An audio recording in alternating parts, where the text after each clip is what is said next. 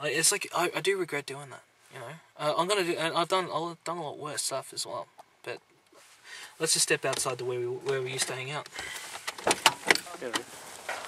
Yeah, I mean, I can always remember my childhood. The only good memories I have, because I don't really remember really good stuff from my childhood, because if you guys don't know, I was abused as a kid. Not by my parents, but actually from a family friend. And I was verbally abused by a lot of family members, by a lot of people as well, because of, you know, it's no secret, I'm a half Filipino, half Australian, and a lot of people just don't particularly like halfies, right? And the only good childhood memories I have is with Jam, with a few other friends, and that would be it, you know. But the bad things start to weigh up, and this is why who I am. I think if I didn't go through all of this, I don't think God would have found me again.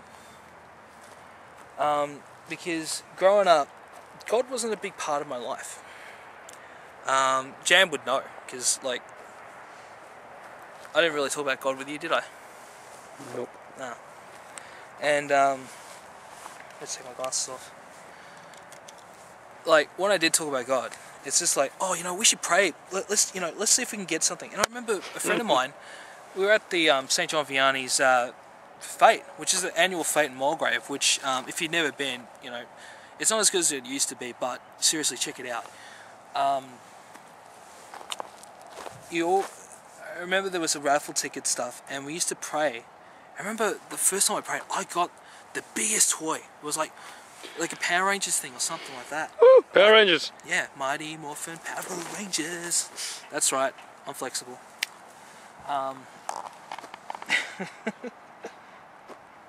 Yeah. And I remember he said, oh, can you pray for me? And I did. It didn't work. You know? So this is where the boundaries sort of came up. And I look back on all this and I go, something stupid. I don't know where I got this in my mind that I should be, you know, treating God as a genie or as someone who can give me gifts or something. You know, it's stupid. Right? After my dad died, so we're going on to another subject, I'm sorry. I know we're been off of it. You gotta follow me. This is the part of the testimony that you gotta know. So if you don't know me, I ramble on a lot. After my dad died, I was in limbo with a lot of things in my life. One, I knew my family was going to split, right?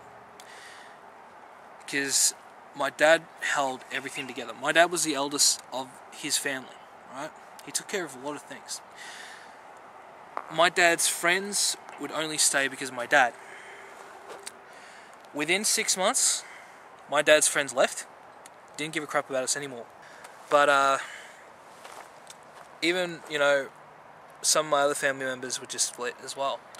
My godmother Jackie, I have not seen her since I was 12. And that really does hurt. And then when I got to the age of 12 when I started to do Sunday school, you know, which is, if you're a Catholic, it's actually quite late. You need to start when you're about 9 or 10. And I had my confirmation when I was 14, and it was fun. Like, I would actually start going to church a lot, and I did enjoy it. You know, I won't lie. But I tried to get some of my friends involved, and I did try Jam at one point, but Jam really wasn't really looking into it at the time. The only person who came was our friend Tim, and he didn't actually quite like it. And I remember saying this, because I remember my mum and my dad taught me this. They said if you don't believe in God, you're going to go to hell. Well, it's kind of true, but it's not. If you don't believe in Jesus, you're not saved, then you're just going to go into limbo and do nothing. And no one wants that. You want to be in paradise. It was just a tough time in my life, because, you know, obviously I didn't have my dad. I didn't really have a steady friend base. Or my family was coming together. I mean, me and my brother, we were so close, and now we're lucky if we see each other once a year. You know, we just lost touch. A lot of my family just, we don't talk anymore, and I think it's because of my dad, passing away. But that's just the way it goes, Life in general, a lot of people just, walk in and walk out.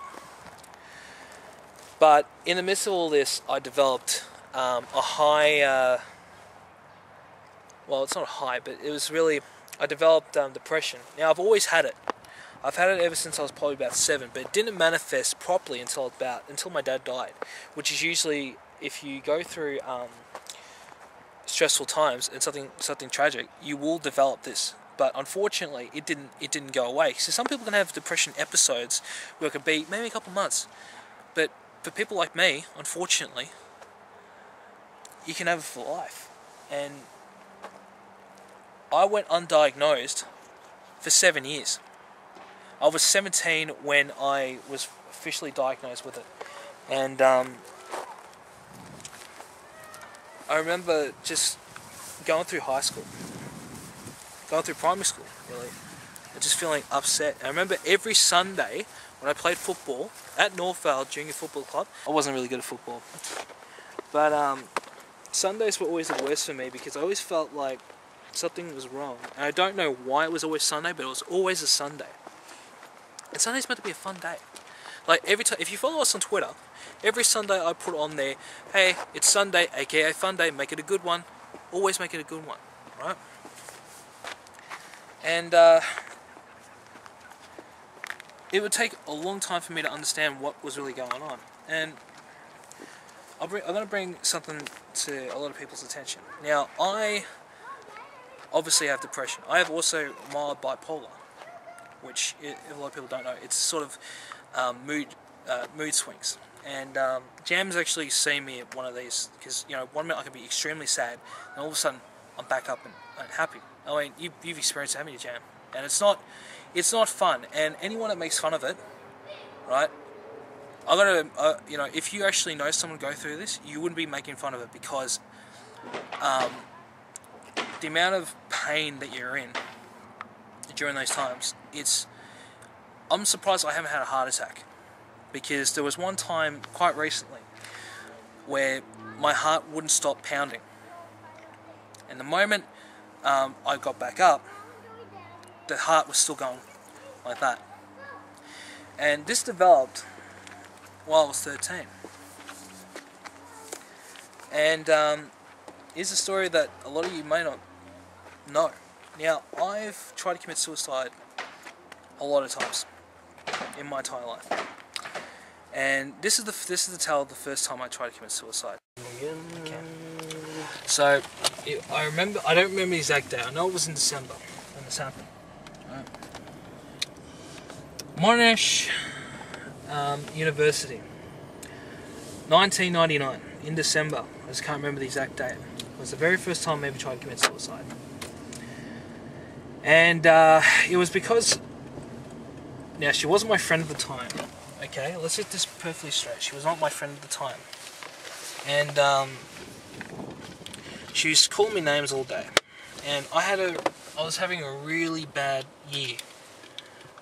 Year 7, well, high school in general was pretty bad for me. I was being made fun of. I got beat up quite a few times in high school. And this day was just horrible. I thought I lost my keys this night, and the moment she called me a maggot, I lost it.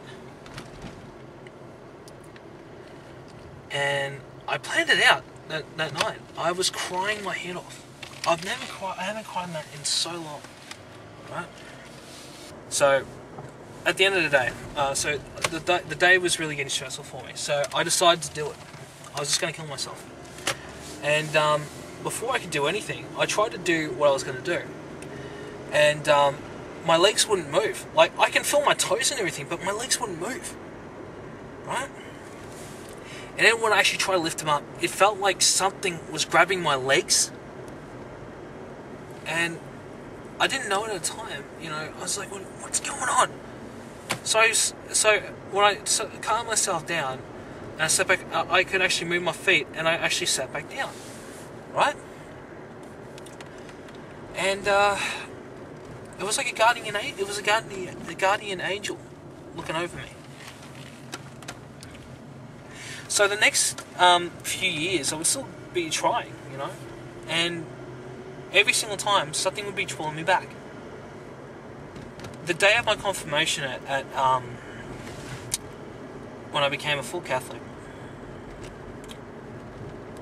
it was a hard day because that day symbolises two things: one, becoming a full Catholic, and two, my family breaking up.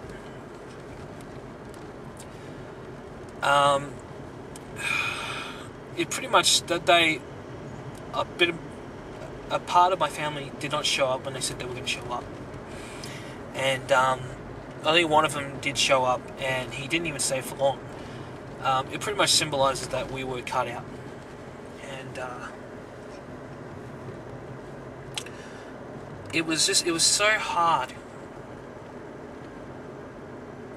Now I tell all this because this is very hard for somebody to take, especially if you're that young.